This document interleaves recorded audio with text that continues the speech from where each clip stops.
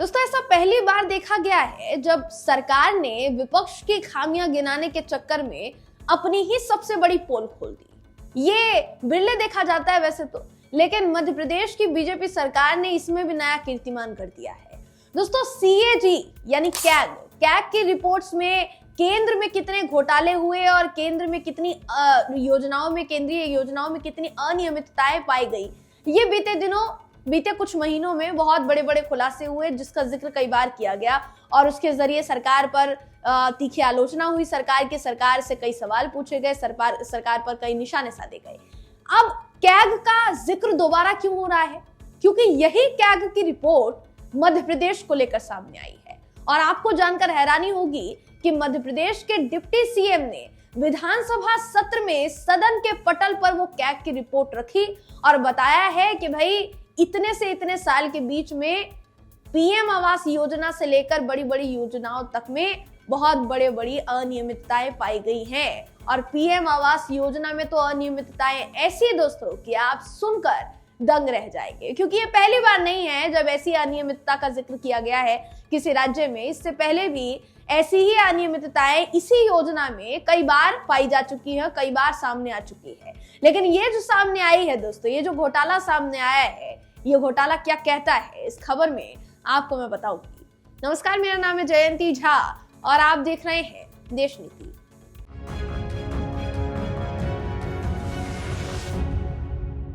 देश नीति, केवल सच्ची और पक्की खबरें।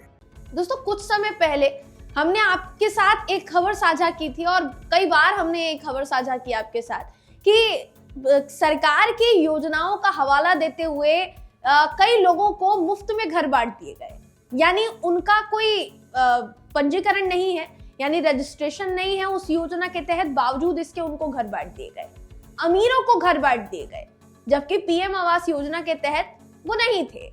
यानी पीएम आवास योजना के तहत वो आते नहीं है, गरीबों को कायदे से घर बंटने चाहिए लेकिन अमीरों को घर बांट दिए गए। ऐसी कई खबरें आपने इससे पहले सुनी होंगी। अब बिल्कुल इसी तरीके की खबर जो है मध्य प्रदेश से सामने आ रही है। मध्य प्रदेश वही राज्य जहां पर भारतीय जनता पार्टी की सरकार है दोस्तों। इससे पहले भी भाजपा की ही सरकार थी। वो अलग बात है कि बीच में एक कार्यकाल ऐसा था जहां पर 2 साल कांग्रेस की सरकार रही, उसके बाद दोबारा भाजपा के ऊपर सरकार गिराने का आरोप लगता है और दोबारा मध्य प्रदेश में बीजेपी की सरकार बनी। ऐसे में ये जो आरोप है गंभीर हो जाते हैं। आपकी स्क्रीन पर बिना देर किए खबर है जो कहती है कि मध्य प्रदेश में पीएम आवास योजना में कई गड़बड़ियों के खुलासे हुए हैं। विधानसभा सत्र के दौरान प्रदेश के डिप्टी सीएम जगदीश देवड़ा ने सीएजी की रिपोर्ट पटल पर रखी। उन्होंने 7 अलग अलग प्रतिवेदन प्रस्तुत किए। इन रिपोर्ट्स में पंचायत एवं ग्रामीण विकास के तहत पीएम आवास वितरण, जो कि 2016 से 2021 की गड़बड़ियां जो है उसको उजागर किया गया है। सीएजी की रिपोर्ट में नगरीय प्रशासन, पंचायती राज विभाग समेत और भी विभागों की योजनाओं का ब्यौरा है। इनमें पंचायती राज संस्थाओं की कार्यप्रणाली, जवाबदेही तंत्र, वित्तीय प्रतिवेदित प्रकरण, इन सबकी रिपोर्ट में 5 साल का ब्यौरा है। रिपोर्ट में कई गड़बड़ियां उजागर हुई हैं। यानी आप ये समझ सकते हैं कि 5 साल का ब्यौरा है दोस्तों। 5 साल में क्या क्या गड़बड़ी हुई है इसको समझा जा सकता है। इन 5 सालों में पूरी तरीके से अगर कहा जाएगा तो भारतीय जनता पार्टी की सरकार जो है वो पूरे 5 साल नहीं रही दोस्तों, 4.25 साल कहा जाता है शिवराज सिंह चौहान की सरकार रही है। लेकिन इन 4.25 सालों का जिक्र भी इन अनियमितताओं में, इन गड़बड़ियों में है। तो ये जो खबर है देखिए कहती है कि पीएम आवास योजना में जो गड़बड़ी हुई है, सीएजी की रिपोर्ट कहती है कि साल 2016 से 2021 के दौरान मध्य प्रदेश में पीएम आवास योजना में अपात्रों को भी योजना का लाभ दिया गया है। अपात्र मतलब वो उस योजना के अंतर्गत नहीं आते हैं। अब मान लीजिए पीएम आवास योजना है, पीएम आवास योजना के तहत गरीबों को घर देने की बात कही गई है, जिनको जरूरत है उनको घर देने की बात कही गई है। उसमें भी कुछ नियम कायदे हैं, उसमें भी कुछ क्लॉजेस हैं, उसके तहत घर दिया जाना है। अब आप फर्ज के तौर पर समझ लीजिए लाडली बहन योजना। लाडली बहन योजना में भी एक उम्र के बाद आपको इस योजना का लाभ नहीं मिल सकता है। लाडली बहन योजना जो है महिलाओं के लिए है, ये भी आप समझ सकते हैं नाम से ही। तो इसी तरीके से अगर किसी योजना का पात्र कहा जाएगा दोस्तों, तो वो पात्र भी कुछ नियम कायदों के मुताबिक, कुछ क्लॉजेस के मुताबिक होगा। ऐसे में सवाल ये उठ रहा है कि जब कोई इस योजना का पात्र नहीं था, पीएम आवास योजना का पात्र नहीं था, तो उसको घर कैसे बांट दिए गए, उसको घर कैसे दे दिया गया? क्या ये अधिकारियों के लेवल पर बड़ी गड़बड़ी चल रही थी?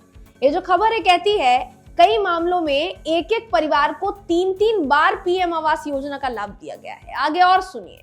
रिपोर्ट में ये बात सामने आई है कि आर्थिक तौर पर मजबूत कई लोगों ने इस योजना का गलत फायदा उठाया है। यानी जो गरीब लोग हैं असल में उनको फायदा नहीं मिला। आर्थिक तौर पर जो मजबूत है, जिनको कमी नहीं है किसी चीज की, वो भी इस योजना का लाभ उठाते हुए नजर आए हैं। ये सब कुछ सरकार की उनकी नजरों में ही हो रहा होगा ना, नजरों से ओझल तो हुआ नहीं होगा। उम्मीद करते हैं हम, एक एक पाई का हिसाब रखती है दोस्तों सरकारें। तो ये सरकार इस पाई का हिसाब कैसे नहीं रख पाई? सवाल ये है। ये जो खबर है कहती है सीएजी रिपोर्ट के मुताबिक करीब 2000 लोग ऐसे हैं जो कार, बाइक और स्कूल तक के मालिक हैं। बावजूद इसके उन्होंने पीएम आवास योजना का लाभ लिया है। पीएम आवास योजना की किश्त 15 दिन में देने का नियम है। 13 लाख लाभार्थी ऐसे हैं जिन्हें दूसरी किश्त मिलने में 1 दिन से लेकर 1500 दिन तक का इंतजार करना पड़ा। वहीं 25 लाख स्वीकृत मकानों में से 8 लाख लाभार्थियों को 15 दिन के भीतर ही किश्त मिल गई। यानी जो गरीब है, जो असल में इस योजना के भागीदार हैं, उनको तो इतने दिनों तक, इतने सालों तक इंतजार करना पड़ रहा है। दूसरी तरफ जो दूसरे लाभार्थी हैं, अमीर लाभार्थी कह लीजिए या आर्थिक तौर पर मजबूत लाभार्थी कह लीजिए, उनको 15 दिन के भीतर उनकी किश्त मिल गई। पहली किश्त हो, दूसरी किश्त हो, हर किश्त उनको मिल गई। उन पैसों का क्या किया गया? और क्या ये देखा परखा नहीं गया कि वो आर्थिक तौर पर मजबूत व्यक्ति उस योजना का पात्र है भी या नहीं? कौन कर रहा था? किसकी जिम्मेदारी थी? जो अधिकारी उस पद पर तैनात थे, जिन्होंने इस पूरी योजना का भार अपने कंधों पर उठा रखा है या जिनको जिम्मेदारी सौंपी गई थी, वो क्या कर रहे थे? क्या उनकी जांच हुई? ये तमाम सवाल इस वक्त उठ रहे हैं दोस्तों। मोहन यादव अभी के मुख्यमंत्री हैं, कैग की रिपोर्ट पर जांच करवाएंगे क्या? सवाल ये उठ रहा है, क्योंकि रखी तो उन्हीं के डिप्टी सीएम ने ये रिपोर्ट है, वो भी सदन के पटल पर रखी है। तो जवाब देना चाहिए सरकार को। इस सरकार के भीतर 2 साल अगर बात की जाए दोस्तों, 2018 से 2020 तक कांग्रेस की सरकार चली है, लेकिन 2016 से 2021 तक का जिक्र हो रहा है। उससे पहले भी भारतीय जनता पार्टी की सरकार बताई जाती है, उसके बाद भी भाजपा की सरकार बताई जाती है, अभी दोबारा भाजपा की सरकार है। तो फिर किसने किया घोटाला? सवाल ये उठ रहा है। ये जो खबर है देखिए कहती है कि पीएम आवास के लाखों मकान अभी भी अधूरे पड़े हैं। प्रधानमंत्री नरेंद्र मोदी जी कभी राजस्थान जाते हैं, कभी मध्य प्रदेश जाते हैं, कभी किसी राज्य, हर राज्य में जाकर एक चीज मोदी जी के मुंह से आपको जरूर सुनने को मिली होगी दोस्तों कि हमारी जो सरकार है, मुझे बहुत खुशी होती है कि हमारी सरकार में गरीबों को घर दिया गया। काश मैं भी बचपन में, जब मैं भी छोटा था, तो मेरे पास भी ऐसा घर होता। कभी कभी मेरे मन में ऐसा ख्याल आता है। तो पीएम आवास योजना की इतनी शीघ्र भगाड़ते हैं प्रधानमंत्री मोदी जी, क्या उनके पास ये रिपोर्ट पहुंची कि कई पीएम आवास अभी भी अधूरे रह गए हैं, बन नहीं पाए हैं, या जिनको जरूरत है असल में उन तक वो किश्त नहीं पहुंच रही है? इसका पता लगवाने का प्रयास किया क्या प्रधानमंत्री मोदी जी ने? जिस वक्त वो भाषण में इतनी बड़ी बड़ी बातें कहते हैं, उस वक्त उनको वेरीफाई करने वाले वो अधिकारी वहां मौजूद रहते हैं क्या, जो मुफ्त में अमीरों को घर बांटते फिर रहे हैं? सवाल ये है दोस्तों। इस खबर का कहना है कि मध्य प्रदेश विधानसभा में प्रस्तुत सीएजी रिपोर्ट के मुताबिक प्रदेश में कुल स्वीकृत आवासों में से 18% यानी 4.64 लाख मकान अधूरे हैं। 15 करोड़ रुपए से ज्यादा राशि अपात्रों को दी गई है। रिपोर्ट में बताया गया है कि एक ही परिवार को 2 से 3 मकान दे दिए गए हैं। तो गलती किसकी? और इस योजना का फिर तो बखान नहीं होना चाहिए। जब इस योजना को आपके सामने मोदी जी रखे, या मोदी जी के संगी साथी, या उनके समर्थक, या उनके सांसद, या उनके मंत्री रखे, तो देश की जनता का दायित्व बनता है कि उनसे पूछा जाए, खासकर मध्य प्रदेश की जनता का, कि 15 करोड़ ऐसे ही बांट दिए आपने, 4 करोड़ घर अभी भी अधूरे हैं, तो किया क्या है? मिला कहां हमें घर? ये पूछा जाना चाहिए कि नहीं पूछा जाना चाहिए दोस्तों? आप क्या सोचते हैं इसके बारे में? अपनी राय कमेंट करके जरूर बताइएगा।